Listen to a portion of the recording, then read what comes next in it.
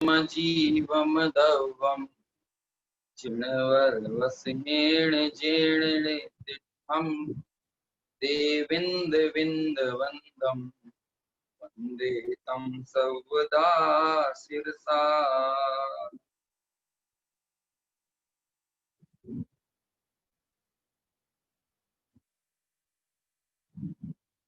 ग्रंथादिराज द्रव्य संग्रह, इस पर हमारी चर्चा चल रही है। 12 गाथा पर्यंत का विषय हो चुका है। 13वीं गाथा पर चर्चा करना है। बहुत ही महत्वपूर्ण और प्रसिद्ध गाथा है, क्योंकि इस गाथा का एक कथन, एक पंक्ति जो है वो अक्सर अनेक स्थानों पर प्रयोग की जाती है। सव्वे शुद्धाहु शुद्ध नया, शुद्ध नय से सभी जीव शुद्ध हैं।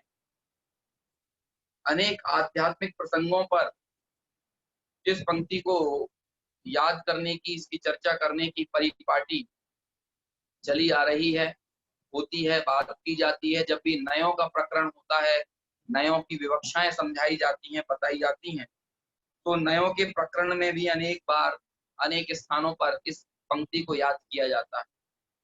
मूल रूप से ये पंक्ति द्रव्य संग्रह से ली गई है। द्रव्य संग्रह की इस 12वीं गाथा में ली गई, 12वीं गाथा से ली गई। और दरअसल इस 12वीं गाथा में जो जीव का स्वरूप प्रतिपादित किया है वो एक ऐसा स्वरूप है कि आप उसे चाहे आगम परिपाटी के ग्रंथों से मिलान कर लें या आप उसे अध्यात्म परिपाटी के ग्रंथों से मिलान कर लें, लेकिन अध्यात्म की परिपाटी और अध्यात्म की शैली में लिखे गए ग्रंथों में भी जीव का जो स्वरूप इस गाथा में बताया गया है, तो अध्यात्म परिपाटी के ग्रंथों से भी ये बात मिलान करती है। मतलब अध्यात्म के ग्रंथों से भी ये बात खंडित नहीं होती, और आगम परिपाटी के ग्रंथों से आप जीव के स्वरूप की जो चर्चा इस गाथा में की गई है वह आगम परिपाटी के ग्रंथों से भी खंडित नहीं होती। आगम पद्धति जो है वो मूल रूप से आगंतुक भावों को लेकर कथन करती है, जिसमें कि गुण स्थान और मार्गण स्थान की चर्चा काफी प्राथमिकता के साथ, काफी कहना चाहिए कि बहुत ही महत्व के साथ, अनिवार्यता के साथ आगंतुक भावों की चर्चा की जाती है, उसमें गुण स्थान और मार्गण स्थान की चर्चा आती है।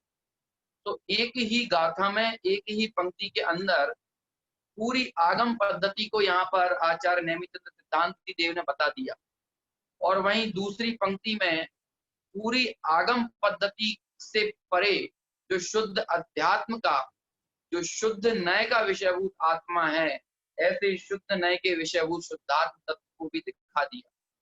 मतलब यदि आप अशुद्ध नय से देखें या शुद्ध नय से देखें, आप द्रव्यार्थिक नय से देखें या पर्यायार्थिक नय से देखें, आप निश्चय नय से देखें या आप व्यवहार नय से देखें, लेकिन जीव की एक जो सर्वमान्य परिभाषा, जिसमें कि दोनों ही नयों का समावेश करते हुए जीव का स्वरूप जन सामान्य के बीच, श्रोताओं के बीच आचार्य नेमिचंद्र सिद्धांति देव ने जिस तरह से प्रतिपादित किया है, वो उनकी बहुत ही विलक्षण शैली को दर्शाता है, और साथ ही ये बात भी सिद्ध करता है कि शादवाद शैली का कितना जोर या कितना महत्व नेमिचंद्र सिद्धांति देव के हृदय में था।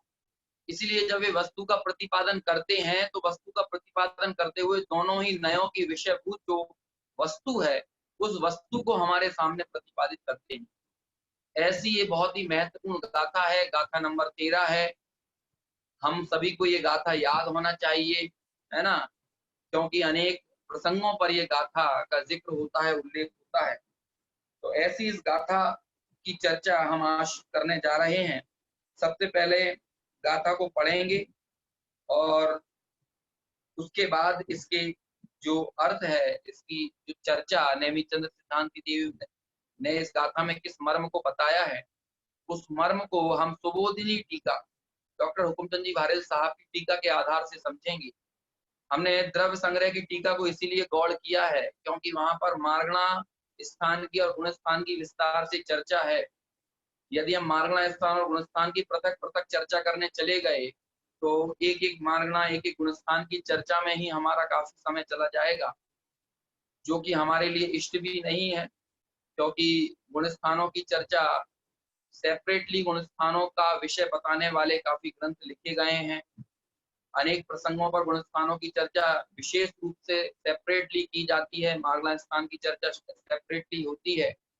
इसलिए हम तो सिर्फ गुण स्थान और मार्गला स्थान का सामान्य स्वरूप, सामान्य चर्चा करते हुए इस गाथा के भाव को, इसके मर्म को समझेंगे और अपनी चर्चा को आगे बढ़ाएंगे।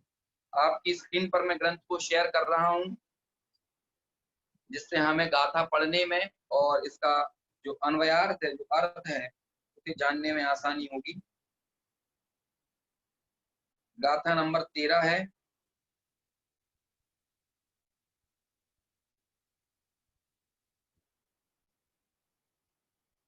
ये देखिए, जीव के दूसरे भेद, ऐसा करके ये टाइटल दिया हुआ है। गाथा आपके सामने है स्क्रीन पर, आप जूम करेंगे गाथा पर तो आपको बड़े अक्षरों में ये दिखने लगेगी। पढ़ता हूं यहां से मैं गाथा। मग्गण गुण ठाणे हिय 14 हिम हवंतित असुद्धणया विण्णेया संसारी सव्वे शुद्धाहु शुद्धणया। पद्यानुवाद इसके ही साइड वाले पेज पर आप देखिए। भवलीन जिय वेद चतुर 10 गुण थान मार्गण थान से अशोध नय से कहे हैं पर शोध नय से शोध हैं। क्या कहते हैं इस गाथा में? मग्गण गुण ठाणे हिम, अर्थात मार्गणा स्थान और गुण स्थान की विवक्षा से, मार्गणा स्थान और गुण स्थान की अपेक्षा से 14 हिम हवंती, 14 होते हैं, हवंती भवंती होते हैं। तह, तह यानी वह संसारी जीव, जिसकी चर्चा पिछली गाथा में की थी, संसारस्थ जीव की, जीव समास की चर्चा है ना, जो पिछली गाथाओं में अभी हम करते चले आ रहे हैं। वह संसारी जीव गुण स्थान और मारणा स्थान की अपेक्षा से 14 प्रकार के होते हैं। वहीं यदि शुद्ध नया यानी शुद्ध नय से देखा जाए तो सव्वे शुद्धा, सभी शुद्ध हैं। सव्वे शुद्धा शुद्ध नया, शुद्ध नय से सभी संसारी जीव शुद्ध हैं। विण्णेया, विण्णेया यानी जानना, विज्ञेया, इसको क्या जानना कि संसारी जीव भी शुद्ध नय से शुद्ध ही हैं। मतलब जो अशुद्ध नय की विवक्षा है वो तो यह कहती है कि अशुद्ध नय से सभी संसारी जीव जो हैं वो गुण स्थान और मार्गणा स्थान में बटे हुए हैं।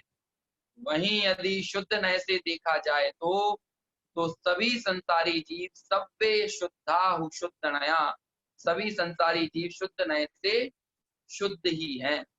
तो मार्गणा स्थान क्या होती है? मार्गणा यानी क्या होता है? मार्गणा यानी होता है खोजना, है ना, मार्गणा यानी देखना, है ना। तो जीव को खोजने की, जीव जो विभिन्न विभिन्न स्थितियों में पड़ा हुआ है उसको जानने की जो परिपाटियां हैं, जो पैमाने हैं, है ना, जो उसे देखने का जो दृष्टिकोण है, वो संसारी जीव को देखने के 14 प्रकार के, एक तरह से हम कह सकते हैं, पैमाने हैं जिन पर संसारी जीवों की खोज की जा सकती है ना, कि कौन से जीव किस मार्गणा के अंतर्गत आते हैं। ऐसे हम मार्गणाओं के आधार से उन जीवों की खोज करते हैं। कौन सी होती हैं ये मार्गणाएं? तो आप देखेंगे कि ये जो गाथा है 13वें नंबर की, इसके नीचे ही एक फुटनोट दिया हुआ है। उस फुटनोट में 14 मार्गणाओं की चर्चा की है और गौमट सार ग्रंथ की गाथा को भी उद्धृत किया है।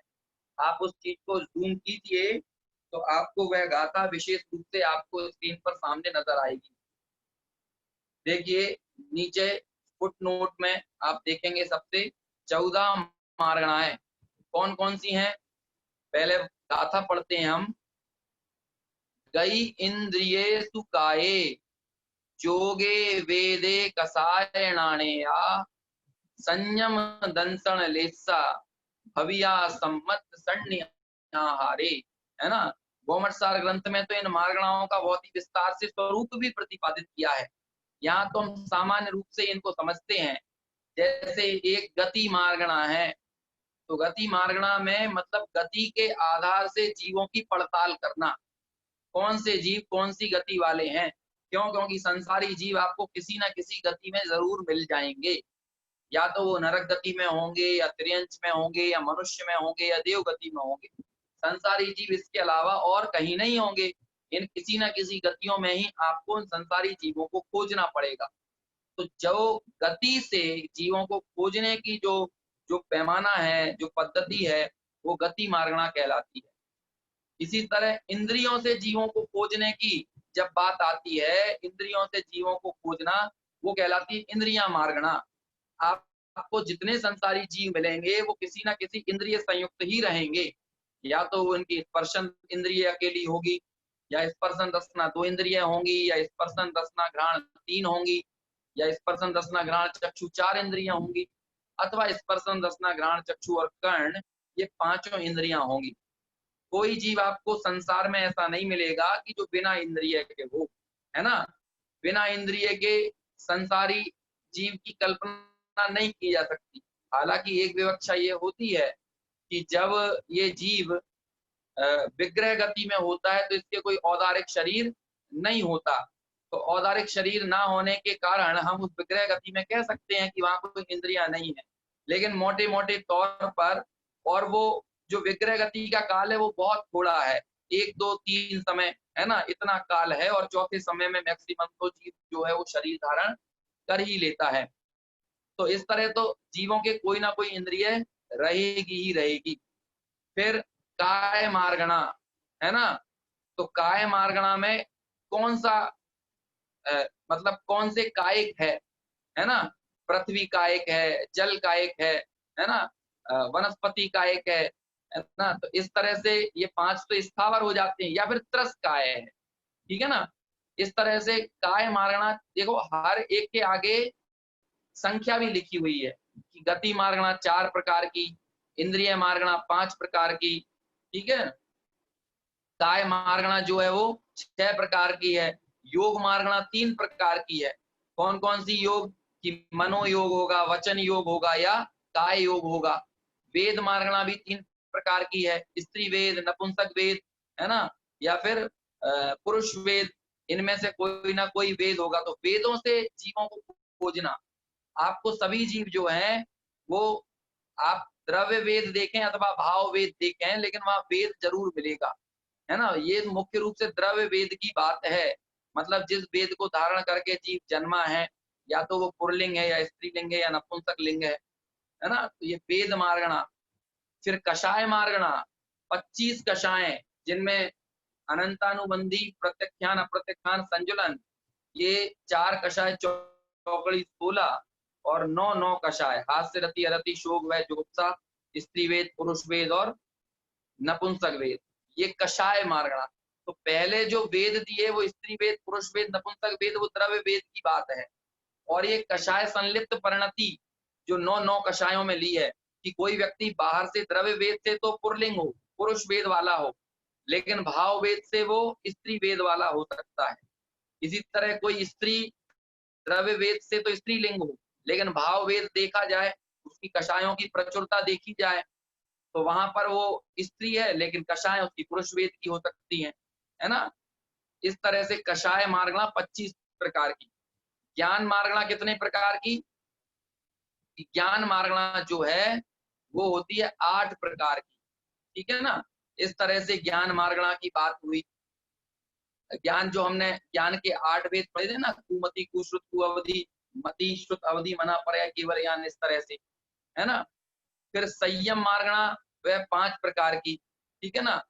और इसमें भी 5 संयम, 1 असंयम और 1 संयम असंयम। आप इनको भी गर्भित कर लें तो वो सारी संयम मार्गणा के अंतर्गत ही आती है। मतलब हम संयम से किसी जीवों को खोजें, है ना? या तो जीव में संयम दिखेगा या संयम नहीं दिखेगा। संयम का ना होना असंयम है, संयम का होना तो संयम है ही, है ना? और फिर एक प्रकार का जो देशवृत्ति श्रावक होता है वो संयम असंयम वाला होता है। इस तरह से संयम मार्गणा हुई। दर्शन मार्गणा 4 प्रकार की है, जो हमने दर्शनोपयोग के 4 वेद पढ़े थे। उस तरह से जीवों को खोजना वो दर्शन मार्गणा के अंतर्गत आ जाएगा। फिर होती है लेश्या मार्गणा। तो लेश्या मार्गणा 6 प्रकार की है ना? ये अपन जो पढ़ते हैं कृष्ण, नील, कापोत, पीत, पद्म और शुक्ल, इस तरह से 6 लेश्याएं, है ना? ये लेश्याओं से सहित जीव होगा कोई ना कोई। फिर एक है भव्यत्व मार्गणा, कि या तो जीव भव्य है या अभव्य है ना? तो ये भव्य और अभव्य का निर्णय करने के लिए जो मार्गणा लगाई जाती है, जिससे जीवों को खोजा जाता है, वो भव्यत्व मार्गणा कहलाती है। फिर सम्यक्त मार्गणा, है ना? सम्यक्त मार्गणा को 6 भागों में विभाजित किया। अब ये 6 भाग सम्यक्त मार्गणा के कौन-कौन से होते हैं?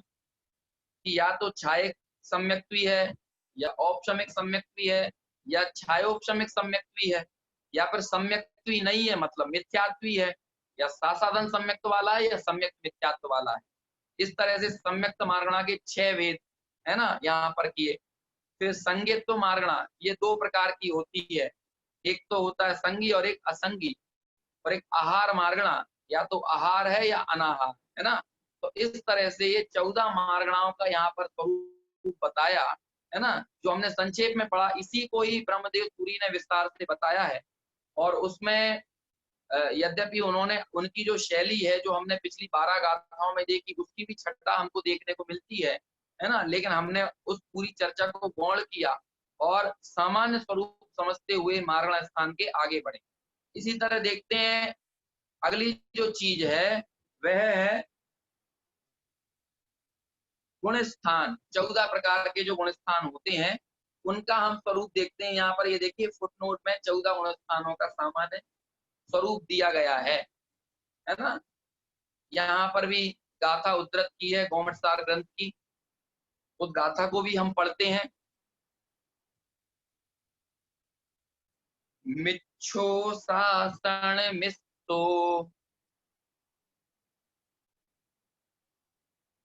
अविरद सम्मोय देश विरदोया विरदापमत इदरो अपुव अणियठ सुमोया ओव संत क्षीण मोहो सजोग केवली जिणो अजोगिया 14 गुण ठाणाणी या कम्मेण सिद्धायणा दव्वा। कौन कौन से 14 गुण स्थान होते हैं? वो 14 ही गुण स्थान यहाँ पर गिनाए हैं। और 14 गुण स्थानों से परे यानी गुण स्थानातीत सिद्ध भगवान होते हैं, उसकी भी थोड़ी यहाँ पर चर्चा आई है। संभवतः मैं समझता हूँ सभी को 14 गुण स्थानों के नाम तो याद होंगे ही, है ना? एक बार पुनः उनको दोहरा लेते हैं और उनका सामान्य स्वरूप भी यहाँ पर देख लेते हैं।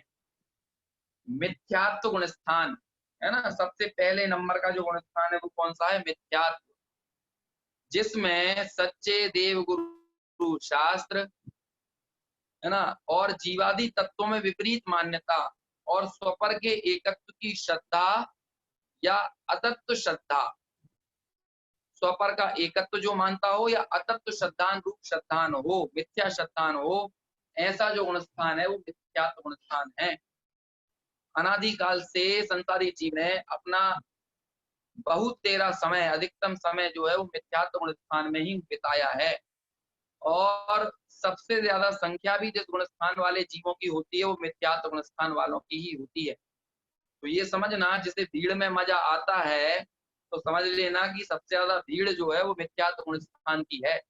भीड़ में रस लेना मतलब मिथ्यात्व में रस लेने की जैसी बात है। फिर सासाधन सम्यक्त किसे कहते हैं? कि सम्यक्त को छोड़कर मिथ्यात्व की ओर जाना। इस गुण स्थान में कभी जीव ऊपर चढ़कर नहीं आता बल्कि नीचे उतरते हुए आता है सासाधन सम्यक्त में। और ऐसा कब होता है कि जब सम्यक्त की असाधना हो जाती है। और सम्यक्त की असाधना कब होती है कि जब क्रोध मान माया लोभ में से कोई कषाय का उदय आ जाए, है ना, और मिथ्यात्व मोहनीय का तो उपशम रहे, लेकिन क्रोध मान माया लोभ में से किसी कषाय का उदय आ जाए, मतलब चारित्र मोहनीय कषाय अनंतानुबंधी का उदय आ जाए, तो सासाधन सम्यक्त नाम का गुणस्थान होता है। इसलिए सम्यक्त से गिरता हुआ ये जीव सासाधन सम्यक्त में आता है। और इस गुणस्थान का समय अधिकतम 6 आवली है। 6 आवली मतलब बहुत छोटा काल होता है। हम ऐसे पल के झपकाते हैं तो इसमें असंख्यात आवली निकल जाती है ना।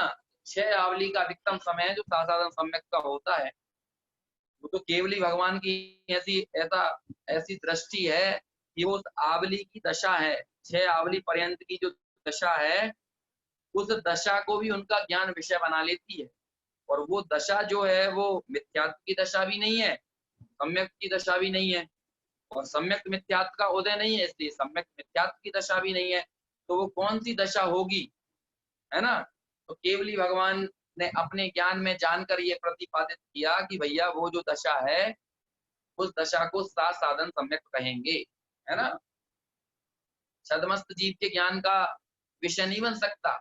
यहाँ तक कि जो जीव सासाधन सम्यक में आता है वो भी उस चीज को पकड़ नहीं पाता कि वो सासाधन सम्यक में आया है, क्योंकि वो इतना छोटा काल होता है, इतना कम काल होता है ना। तो ऐसा जो दूसरा गुणस्थान है वो सासाधन सम्यक कहलाता है। अब मिश्र गुणस्थान किसे कहते हैं कि सम्यक्त और मिथ्यात्व मिश्र परिणामों का एक साथ होना। क्या होता है कि जब अनादि मिथ्या दृष्टि जीव जो है वो सम्यक दृष्टि होता है तो वो कर्ण लब्धि में अपने मिथ्यात्व को 3 भागों में तोड़ता है। मतलब सम्यक दर्शन के पूर्व ही मिथ्यात्व जो है वो 3 भागों में टूट जाता है। दर्शन मोहनीय जो है वो 3 भागों में टूट जाता है। और वो जब 3 भागों में टूटता है तो वो मिथ्यात्व, सम्यक मिथ्यात्व और सम्यक प्रकृति, है ना, इस तरह से 3 विभाग मिथ्यात्व के हो जाते हैं। और इन 3 में से यदि जीव के सम्यक मिथ्यात्व का उदय आ जाए तो जो गुणस्थान होता है उस गुणस्थान को बोलते हैं सम्यक मिथ्यात्व या मिश्र गुणस्थान, है ना। ये तीसरा गुणस्थान, इस तीसरा गुणस्थान ये माना गया है। अनादि मिथ्या दृष्टि तो सीधे जाएगा तो अविरत सम्यक दृष्टि उसमें ही जाएगा सीधे, चौथे गुणस्थान में, है ना। लेकिन सादी मिथ्या दृष्टि या अविरत सम्यक से उतरता हुआ जीव, ये जीव जो है ये मिश्र गुणस्थान में जा सकता है। तो ये तीसरे नंबर का गुणस्थान जो है वो मिश्र गुणस्थान है। फिर अविरत सम्यक नाम का चौथा गुणस्थान कि सम्यक तो है ही किंतु अशक्तिवश किसी प्रकार के निश्चय व्रत और चारित्र को धारण ना करे, है ना। अभी उसकी इतनी सामर्थ्य विकसित नहीं हुई है कि उसके जीवन में व्रत आ जाए, वो चारित्र का पालन कर सके। ना तो देश चारित्र है उसके जीवन में और ना ही सकल चारित्र है, लेकिन फिर भी चूंकि वो सम्यक दृष्टि है इसलिए वो स्वरूपाचरण चारित्र वाला तो कहा ही जाता है ना। तो ऐसा जो गुणस्थान है वो अविरत सम्यक का गुणस्थान कहलाता है। देखिए इनमें बहुत बहुत चर्चाएं हो सकती हैं, लेकिन अभी हम पूरी उतनी डिटेल में सभी गुणस्थानों की चर्चा नहीं कर रहे हैं। हम तो सिर्फ सामान्य स्वरूप समझते हुए आगे बढ़ रहे हैं। इस गुणस्थान में ये होता है क्योंकि मूल गाथा में गुणस्थान और मार्गण स्थान की चर्चा है, तो हमको सामान्य स्वरूप ख्याल में हो कि मार्गण स्थान क्या है और गुणस्थान क्या है, इनके भेद प्रभेद कैसे हैं, इसलिए मैं बड़ी सामान्य चर्चा यहाँ पर कर रहा हूँ। फिर 5वां गुणस्थान है देश संयत। इस गुणस्थान में क्या होता है कि सम्यक्त सहित एक देश निश्चय चारित्र का पालन। और देखिए महत्वपूर्ण बात यह है कि बाहर से चारित्र के पालन से देश संयम या प्रमत्त संयत या अविरत सम्यक इन गुणस्थानों का संयम का संबंध नहीं है, बल्कि अंतर में जितनी कषाय चौकड़ी का अभाव होता है उससे ये निर्णय होता है कि जीव किस गुणस्थान में है। यदि आपकी अनंतानुबंधी चतुष्क गई तो आप अविरत सम्यक दृष्टि है। यदि आपकी अनंतानुबंधी और अप्रत्यक्षानावरण ये 2 कषाय गई तो आप देशव्रती हैं। यदि आपकी अनंतानुबंधी, अप्रत्यक्षान और प्रत्यक्षान ये 3 कषाएं गई तो आप महासंयमी या सकल संयमी है ना।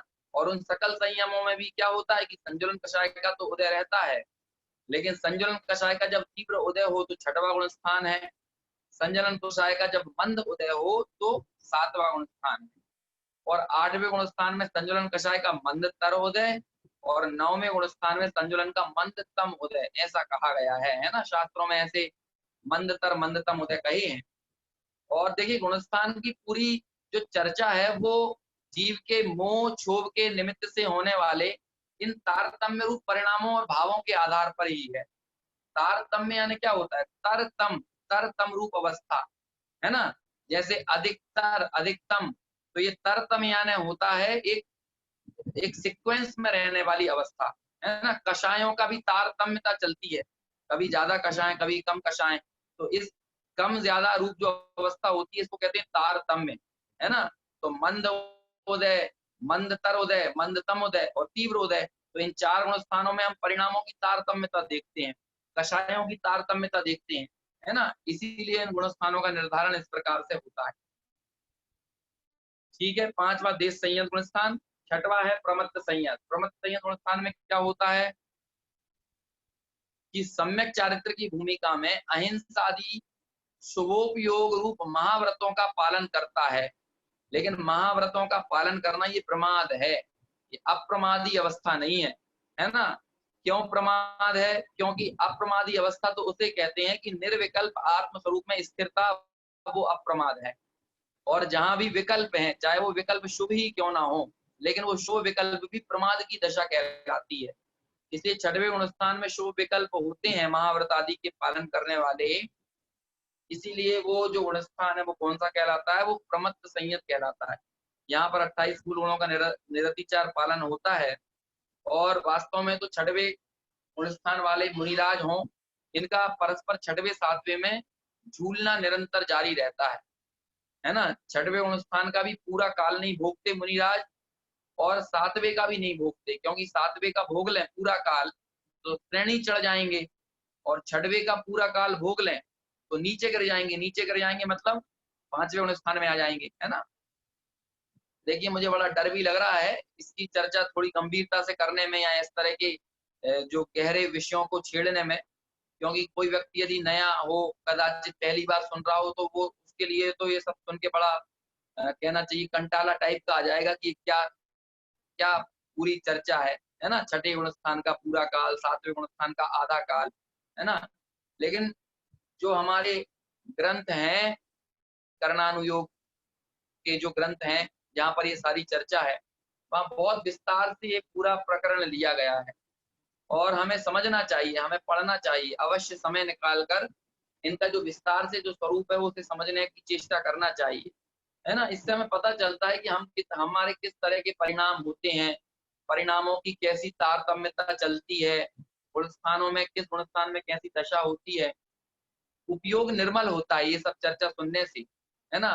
और कषाएं मंद होती हैं, परिणाम शांत होते हैं, मोह मंद पड़ता है, तो अनेक लाभ होते हैं। टोडरमल जी साहब ने चर्चा की है सम्यक ज्ञान चंद्रिका की पूर्व पीठिका में, बहुत सुंदर चर्चा है। इसलिए हमको कर्णानुयोग के इन विषयों में भी अपनी बुद्धि लगाना चाहिए, सिर्फ ऐसे हठाग्रही नहीं होना चाहिए कि वो तो हमें शुद्ध अध्यात्म की बात सुनना है, बस आत्मा की बात बताओ, इसके अलावा और कुछ नहीं सुनना है। इस तरह से हमें हट नहीं पालना चाहिए, ये सब चर्चा भी समझना चाहिए, है ना। देखिए अप्रमत्त संयत कि प्रमाद रहित होकर मात्र आत्म स्वरूप में सावधान रहना, निर्विकल्प समाधि में स्थिर रहना, ये जो दशा होती है ये अप्रमत्त संयत नाम का सातवां गुण स्थान कहलाता है। सातवें गुण स्थान के दो भेद किए हैं, एक होता है सातिशय अप्रमत्त और एक होता है स्वास्थान अप्रमत्त। जब सातवें गुण स्थान से नियम से छठवें गुण स्थान में आए तो वो कहलाता है स्वास्थान अप्रमत्त, और जब सातवें गुण स्थान से आठवें गुण स्थान में जाए, श्रेणी चढ़े, तो वो कहलाता है सातिशय अप्रमत्त, है ना। लेकिन ये दो भेद डालने से अप्रमत्त विरत नाम के गुण स्थान में ऐसा बंटवारा नहीं होता कि ये सातवां गुण स्थान अच्छा और ये बुरा।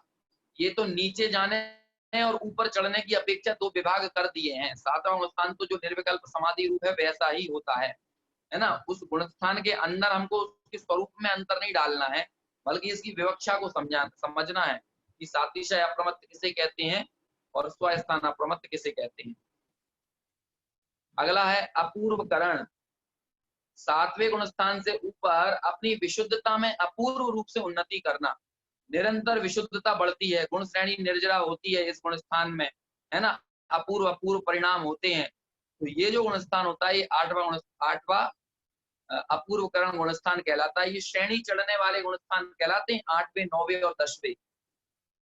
यदि उपसम सम्यक दृष्टि हो तो वो उपसम श्रेणी चढ़ता है, और छायक सम्यक दृष्टि हो तो छपक श्रेणी चढ़ता है। उपसम श्रेणी चढ़ने वाला 11वें गुणस्थान में जाता है, और छपक श्रेणी चढ़ने वाला 12वें गुणस्थान में जाता है। मतलब वो सीधे जंप लगाता है, 11वें गुणस्थान में नहीं जाता छपक श्रेणी का जी, क्योंकि 11वें गुणस्थान का नाम ही है उपशांत मोह, है ना। इसलिए वो उपसम श्रेणी चढ़ने वाला उपशांत मोह नाम के गुणस्थान में जाता है। बहुत चर्चा है ना। इन गुणस्थानों का नाम आता है तो मेरे को भी ऐसा विचार आता है कि यद्यपि हम बहुत शॉर्ट में चर्चा करके आगे बढ़ रहे हैं, है ना, लेकिन हर गुणस्थान का बहुत विस्तृत स्वरूप है। बहुत बहुत प्रकार के इसमें कहना चाहिए कार्य होते हैं एक एक गुणस्थान में। उन सभी की चर्चा है ब्रह्मचारी यशपाल जी की, जो हमारे प्रिय अन्ना जी थे, उनकी एक पुस्तक है गुणस्थान विवेचन करके। बहुत ही आसान भाषा में, सरलता के साथ और संक्षिप्त में 14 गुणस्थानों की चर्चा उन्होंने की है। तो हम गोमटसार आदि ग्रंथ भले ना पढ़ पाए, लेकिन हमें कम से कम वो पुस्तक तो पढ़ना चाहिए, क्योंकि उस पुस्तक में भी उन गोमटसार आदि ग्रंथों का ही जो सार है, सार संक्षेप है, वो उस पुस्तक में संग्रहित किया है, समाहित किया है। देखिए, सूक्ष्म अनिवृत्तीकरण कि 8वें गुणस्थान से अधिक ऊपर उन्नति करना, है ना। इसमें भी कई विशेष कार्य होते हैं, लेकिन वो सारे जो शब्दावलियां हैं वो बड़ी कठिन है ना। वो सारी शब्दावली को यदि मैं बोलूंगा, स्थिति कांडक घात, अनुवाक कांडक घात, है ना, स्थिति बंधापसरण, इस तरह की पूरी टिपिकल शब्दावली है करणानुयोग की। ऐसे अनेक अनेक कार्य इनमें होते हैं, अपूर्वकरण में, अनिवृत्तीकरण में, है ना, सूक्ष्म सांप्राय में। तो वो मैं अभी टिपिकल शब्दावली का प्रयोग नहीं कर रहा हूँ। बस ये समझना कि 8वें गुणस्थान से विशुद्धि और बढ़ी, परिणामों ने और उन्नति की, तो वो अनिवृत्तीकरण कहलाता है। इसीलिए यहाँ शॉर्ट में आसानी से समझाने के लिए इस तरह से लिख दिया है।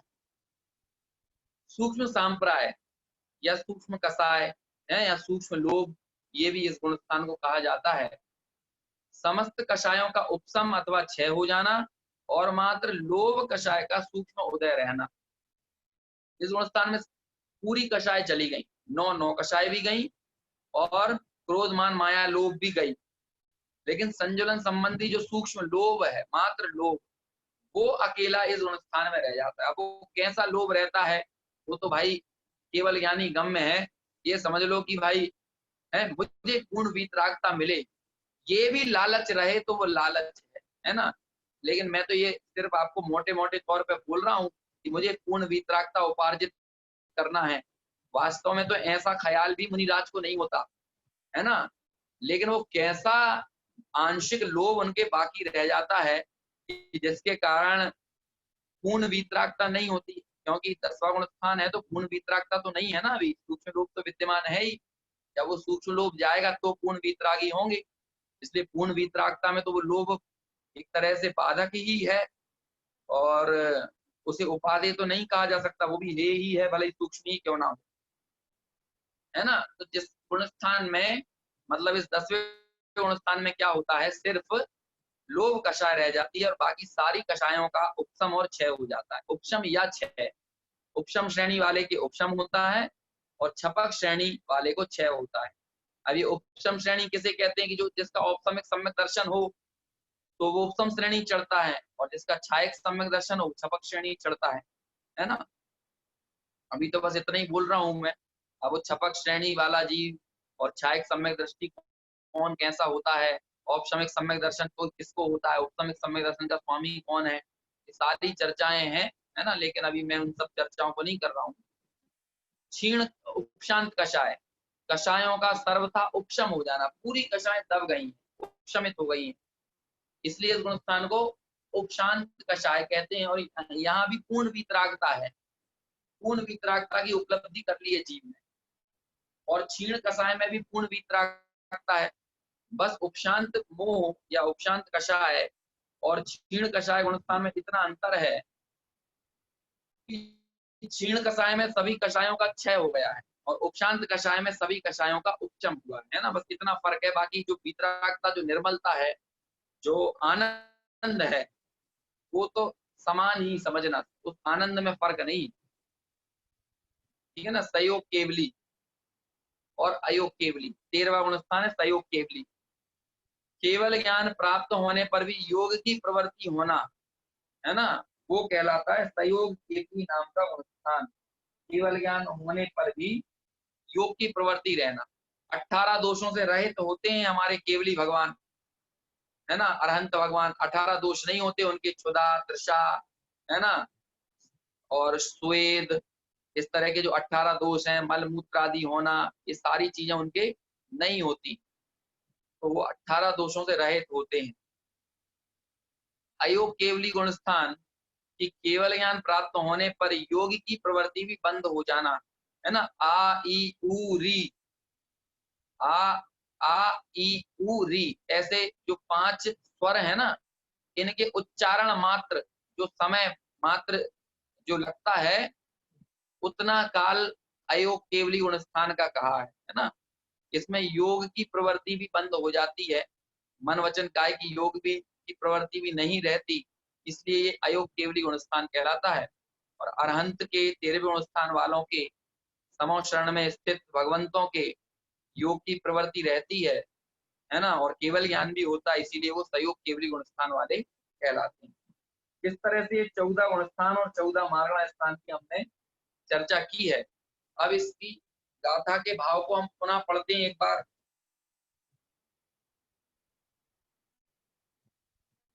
गाथा में क्या कहा है? गाथा में कहा कि अशुद्ध नय से या व्यवहार नय से ये जीव कैसा है? अशुद्ध नय से या व्यवहार नय से ये जीव पर्याय संयुक्त है। पर्याय संयुक्त माने ये 14 मार्गणा और 14 गुणस्थानों में ये जीव पाया जाता है, इसकी सत्ता इन गुणस्थानों में है। और वास्तव में जब हम गुणस्थान और मार्गणा स्थान से जीव का कथन करते हैं तो हम उसे संयोग सापेक्ष, पर्याय सापेक्ष देखते हैं। और जहां पर संयोग को जोड़ा जाता है, पर्यायों का मिलान किया जाता है, तो संयोगों को देखना, पर्याय को देखना, ये जो प्रवृत्ति है, ये पूरी जो है वो अशुद्धता की ही बात है ना। आचार्य कुंद ने जो 50, 51, 52, 53, 54, 55 नंबर की जो गाथाएं लिखी, उसमें जो शुद्ध जीव का वर्णन किया, वो शुद्ध जीव को कहते हैं कि उसमें गुणस्थान भी नहीं, मार्गण स्थान भी नहीं, अध्यात्म स्थान भी नहीं, है ना। अध्यात्म स्थान भी जीव में नहीं, क्यों? क्योंकि अध्यात्म स्थान भी पर्याय की बात हो गई। तो उन्होंने शुद्ध जीव के लिए तो गुणस्थान, मार्गण स्थान, है ना, अध्यात्म स्थान, स्पर्श गंध वर्ण, सारे इन सबको पौद्गलिक गुण कह दिया, क्योंकि ये संयोग से होते हैं, है ना। इन सबको पुद्गल की कोटि में डाल दिया और ये कहा कि इनके आश्रय से मेरे स्वरूप का निर्णय नहीं होता, इसीलिए ये सब पर हैं, इन सबको पर की कोटि में डाला है। और वही बात यहाँ कही कि भाई अशुद्ध नय, व्यवहार नय से आप जान लो कि कौन से गुणस्थान में जीव कहाँ कहाँ कैसा रहता है ना। मार्गणाओं से यदि विचार किया जाए तो संसारी जीव अमुक अमुक मार्गणा से इस तरह से खोजा जा सकता है। आप इंद्रिय मार्गणा से देखोगे तो जीव इस तरह से दिखेगा, है ना, किन्हीं ना किन्हीं इंद्रियों में वो रहेगा।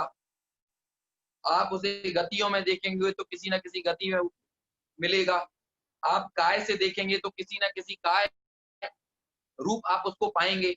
तो ये सब एक तरह से ज्ञान कराया है कि जीव कहाँ कहाँ कैसा कैसा रहता है, लेकिन ये दृष्टि का विषय नहीं है।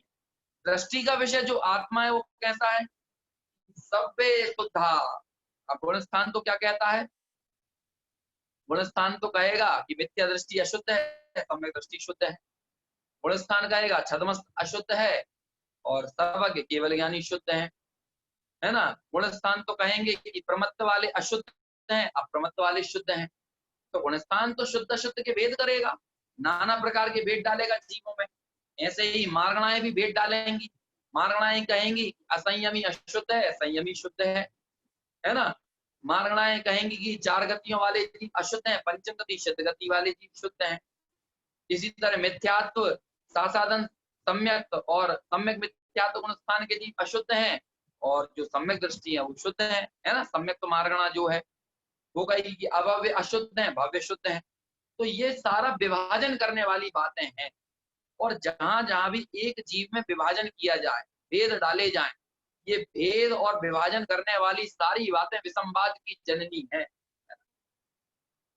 आचार्य कुंद कुंद ने लिखा ना, एकत्व निश्चय गत समय सर्वत्र सुंदर लोक में, है ना।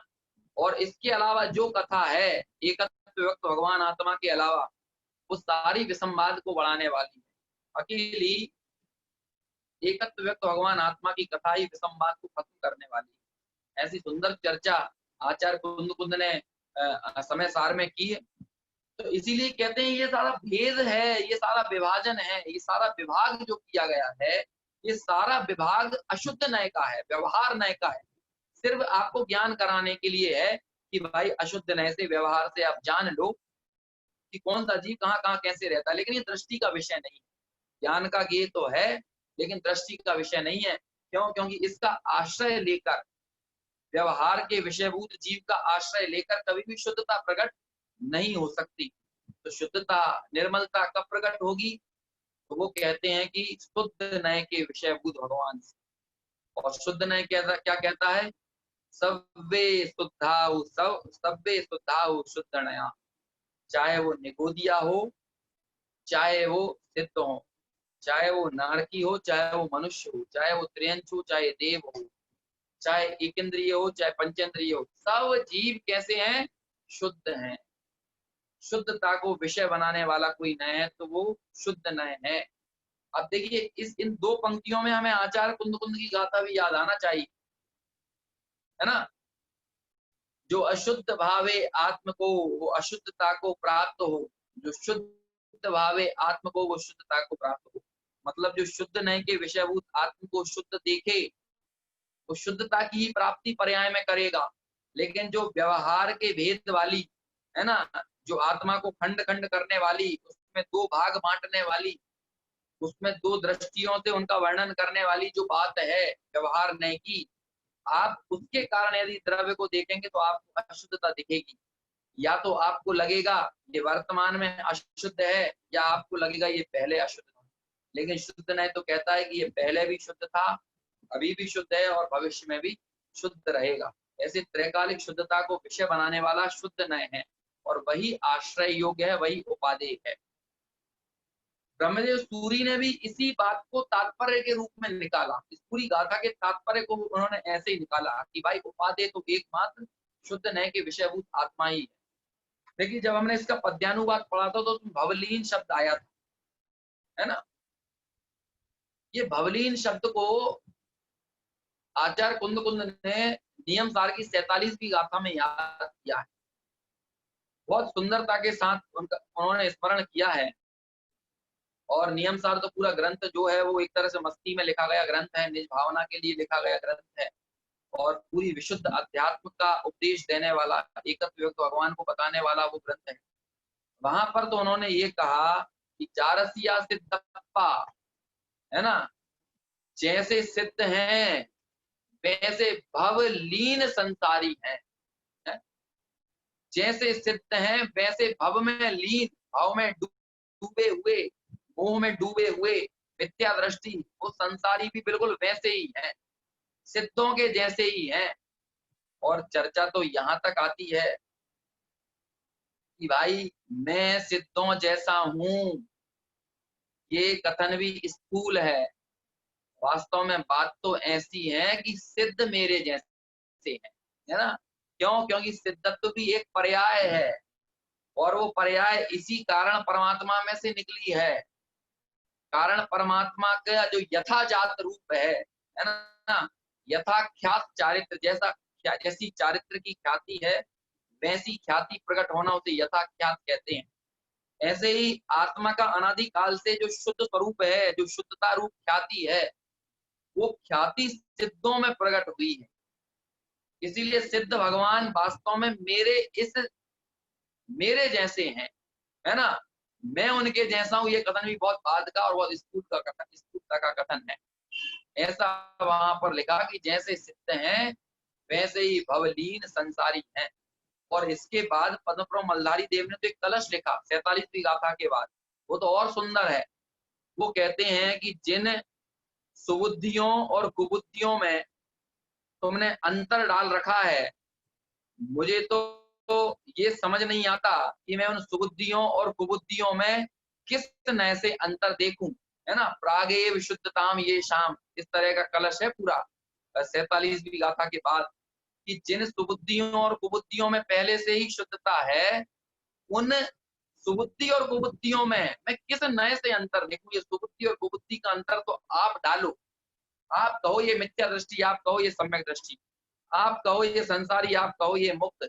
मेरे को तो सुबुद्धि कुबुद्धि मिथ्या दृष्टि सम्यक दृष्टि संसारी और मुक्त, है ना, संयमी असंयमी, सारे जीवों में प्रागेव शुद्धता में ये शाम, पहले से ही शुद्धता दिखाई देती है, शुद्धता का कभी अभाव नहीं हुआ है। ऐसी दृष्टि देखने वाले जो अध्यात्म के नए हैं, उसी अध्यात्म की गंध, उसी अध्यात्म की छटा हमको यहाँ पर इस गाथा में आचार्य नेमिचंद्र सिद्धांति देव के माध्यम से देखने को मिलती है। वे लिखते हैं कि सब्वे शुद्धा शुद्ध नया, जो निगोद में तो ही मुझ में सोई मोक्ष मजार। जो निगोद में है वही मुझ में है, और वही शुद्धता, वही एक त्रिकाली गायक भगवान जो है वो कहाँ पर है, वो मोक्ष में है। जो निगोद में सोई मुझ में सोई मोक्ष मजार। ऐसी बड़ी सुंदर चर्चा, है ना, हमारे आध्यात्मिक ग्रंथों में मिलती है।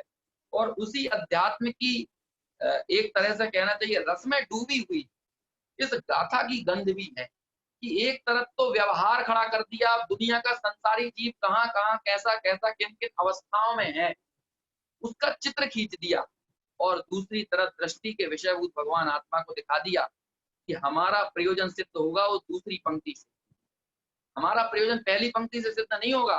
वो तो सिर्फ जान लो आप, है ना, कि इस गति में जीव है, इन इंद्रियों वाले जीव हैं, है ना, सम्यक दृष्टि मिथ्या दृष्टि जीव हैं, या इन इन गुणस्थानों में जीव है, प्रमत्त हैं अप्रमत्त हैं, संयमी असंयमी, जान लो जीव ऐसे ऐसे हैं। लेकिन शुद्ध नए वो तो त्रिकाली द्रव्य स्वभाव को देखता है, परम पारिणामिक भाव को देखता है ना। और उस परम पारिणामिक मतलब ज्ञान मात्र परिणाम को विषय बनाने वाला जो परम पारिणामिक भाव है, परम पारिणामिक भाव को विषय बनाने वाला जो परम शुद्ध निश्चय है, वो परम शुद्ध निश्चय है तो कहता है प्रागेव शुद्धताम ये शाम। अरे पहले से ही सब जीवों में शुद्धता है, सब वे शुद्धा शुद्ध नया, सभी जीव शुद्ध नए से शुद्ध ही है, मुझे किसी जीव में अशुद्धता दिखाई नहीं देती। ऐसी चर्चा करके बहुत ही सुंदर वस्तु स्वरूप को स्थापित भी किया, और उस स्थापित किए गए वस्तु स्वरूप में से हमारे प्रयोजन परक जो बात है, उस प्रयोजन परक बात पर भी आचार्य देव ने हमारी दृष्टि डाली, है ना। और भी इस गाथा में चर्चा है, क्या भाव इस गाथा में है, विभिन्न नयों की विवक्षा लगाकर किस तरह से इस गाथा के भाव को, इसके मंतव्य को आचार्यों ने निकाला है, उसकी चर्चा हम कल करेंगे, है ना। यद्यपि मैंने सोचा था कि ये चर्चा आज हो जाएगी सुबोधिनी टीका के आधार से, लेकिन सुबोधिनी टीका में भी इसका जो मूलभूत प्रयोजन और मंतव्य और तात्पर्य है, जो ब्रह्मदेव सूरी की टीका, उस टीका के हृदय को निकाल कर ही आसान भाषा में सरलता से संक्षिप्तता से सुबोधिनी टीका डॉक्टर हुसैन जी बारेल साहब की जो टीका है छोटे दादा की, उसमें प्रतिपादित किया है, जो हम कल इस टीका के आधार से चर्चा करेंगे। और ब्रह्मदेव सूरी की टीका में भी यदि कोई विशेष बात जो आई है, उस विशेष बात का भी उल्लेख करके इस गाथा की चर्चा कल हम आगे बढ़ाएंगे। आज तो सिर्फ मार्गणा स्थान और गुणस्थान का सामान्य स्वरूप समझा, और इस गाथा के मंतव्य को, भाव को जाना, कि एक तरफ तो व्यवहार की स्थापना की, गुणस्थान मार्गणा स्थान आरूप मार्गणा स्थान रूप जीव की चर्चा करके, और दूसरी तरफ शुद्ध नय के विषय ऐसे शुद्धात्म तत्व को प्रतिपादित करने की बात कही। तो ये सुंदर चर्चा यहाँ पर इस गाथा के माध्यम से नेमिचंद्र सिद्धांति देव ने की है। हमें भी वस्तु स्वरूप में मतलब ज्ञान का गे रूप जो जीव है वो कैसा है, इसको तो जानना है, लेकिन हमारे प्रयोजन की सिद्धि के लिए दृष्टि का विषयभूत जीव है, उसका हमें श्रद्धान करना है, उसे हमें ध्यान का ध्येय बनाना है ना। और ऐसा वह शुद्ध नय का विषयभूत त्रिकाल शुद्ध द्रव्य, त्रिकाल शुद्ध जीव पदार्थ हमारी दृष्टि का विषय बने। इसी मंगल भावना के साथ अभी अपनी बात यहीं पूर्ण करता हूँ। शेष चर्चा आगे अपन कल करेंगे इस गाथा के आधार से। अभी के लिए बस इतना ही। जिनवाणी स्तुति करेंगे। निज निधि निज में बताई, यह अनंत उपकार है। इसके लिए जिन वाणी माँ को वंदना शतवार है, वंदना शतवार है।